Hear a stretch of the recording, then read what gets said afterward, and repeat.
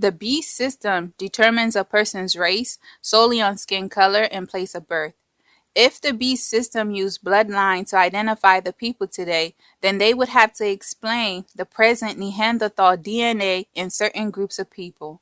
You cannot have a gene encoded in your DNA if you do not descend from the root. According to the beast system, the Neanderthal's origin is unknown. In addition, this species of mankind do not trace back to Adam and Eve. The scriptures confirm Adam and Eve are the first humans. Every person living today descend from the ancient people that lived before us.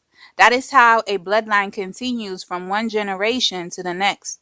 To say that the Neanderthals are extinct and there are people who carry this gene does not make sense.